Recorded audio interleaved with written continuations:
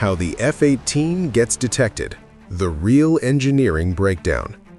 What if I told you that the F-18, one of the most iconic fighter jets ever built, is actually very easy to detect?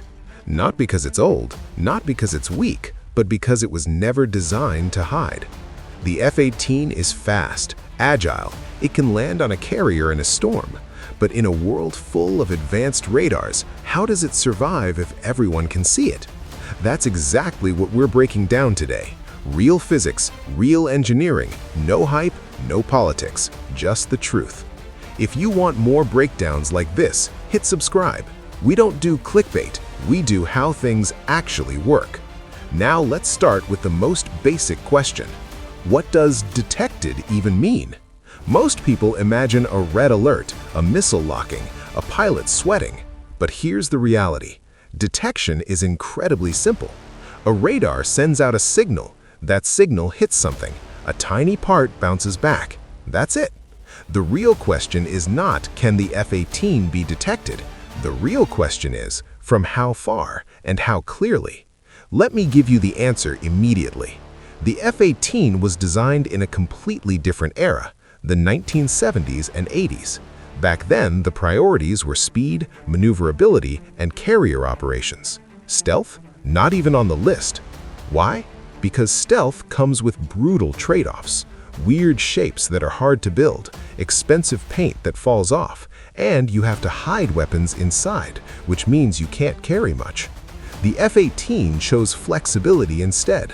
Look at its design. External weapons hanging everywhere, big visible engine inlets, sharp angles and gaps. All of this reflects radar energy like a mirror. So yes, the F-18 lights up on radar. But here's the part nobody talks about. Being detected does not mean being vulnerable. Modern air combat is not about invisibility.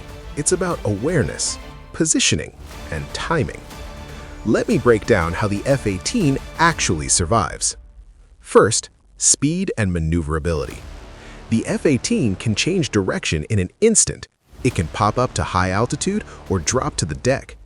Detection is not interception.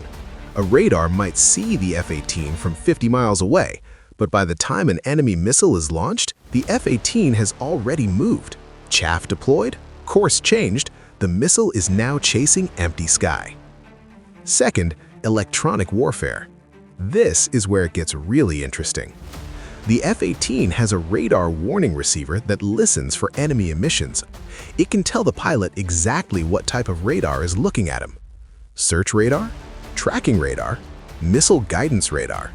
Different sounds, different responses. And then the F-18 can fight back. It can jam the enemy radar, send back garbage signals, make the tracking computer go crazy. Even if the radar sees something, it might not understand what it's seeing. Third, network warfare. The F-18 is never alone. It flies with AWACS, with other fighters, with ships and ground radars, all sharing data in real time. So while one enemy radar detects the F-18 already knows exactly where that radar is. Before the enemy even gets a solid lock, the pilot has already decided to turn away, or jam, or call in a strike on that radar. This is the part that changes everything. Now let me destroy the biggest myth in air combat. Myth: if radar sees you, you're dead. Here's the truth. Detection has layers. Layer 1, a tiny signal return. The radar operator sees a blip. No idea what it is. Could be a bird, could be a cloud, could be an F-18. Layer 2, tracking. The radar has to see the same blip multiple times to calculate speed and direction. That takes seconds. Layer 3, identification. Is it friendly, enemy, civilian? This requires more time and often a human decision. Layer 4, engagement. Only after all that does someone launch a weapon. Each layer is harder and slower than the previous one. The F-18 doesn't need to be invisible. It just needs to delay, disrupt, or outmaneuver each layer. By the time the enemy identifies the target, the F-18 is already gone. Let me give you a concrete engineering number. The F-18 has a radar cross-section, RCS, of roughly 1 to 10 square meters, depending on how many weapons are hanging off it. A stealth aircraft like the F-35 has an RCS of about 0.001 square meters. Do you know what that means? It means the F-18 can appear up to 10,000 times larger on radar than an F-35. Let that sink in. 10,000 times. That sounds terrible, right? But here's the twist. Modern radars are not just about range. They're about frequency, processing power, and networking. A low-frequency radar can detect stealth aircraft at much longer ranges because long wavelengths ignore most stealth coatings. And if you have multiple radars working together, they can triangulate any aircraft regardless of its stealth. So the F-18 is not as hopeless as it seems. In a dense electronic warfare environment, with jamming, decoys, and chaff, even a large RCS can be managed. Now let's talk about another type of detection that nobody thinks about. Heat. Infrared. The F-18 has two powerful engines. They get extremely hot. Infrared sensors can see that heat from dozens of kilometers away. The F-35 also produces heat, but its engines are buried inside the airframe and the exhaust is mixed with cold air to reduce the infrared signature. So again, the F-35 has an advantage. But advantage is not invincibility. Infrared sensors can be fooled. Flares are cheap and effective.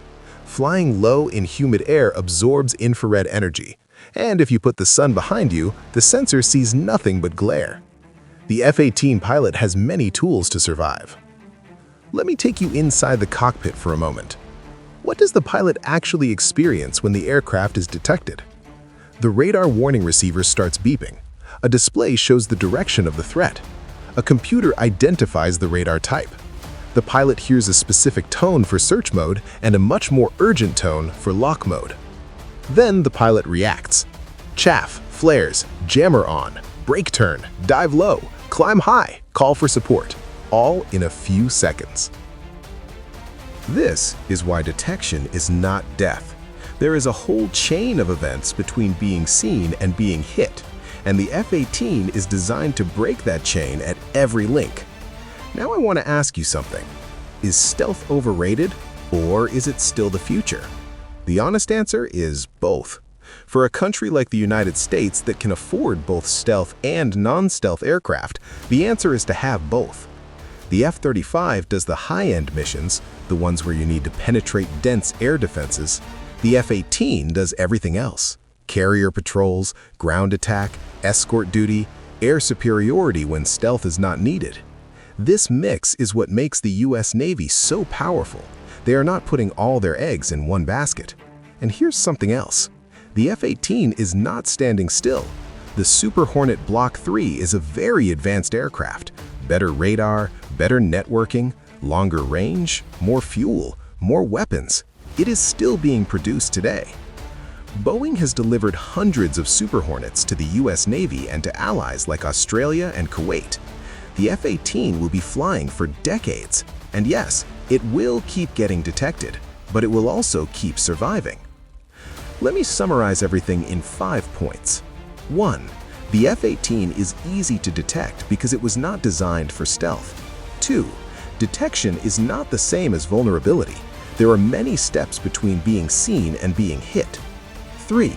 The F-18 survives through speed, electronic warfare, networking, and pilot skill. 4. Stealth is just one tool. It has serious trade-offs. 5. The F-18 is a versatile workhorse that will remain relevant for a very long time. So next time you hear someone say, "This jet isn't stealthy," remember this breakdown. Detection is just the beginning. The real battle starts after the radar sees the target. The F-18 is not trying to be invisible. It's trying to be effective, and it succeeds at that every single day. Now I want to hear from you. Do you think stealth is overrated, or is it still the future of air combat? Write your thoughts in the comments. And if you want real engineering explanations without the hype, subscribe. Thank you for watching. I'll see you in the next breakdown.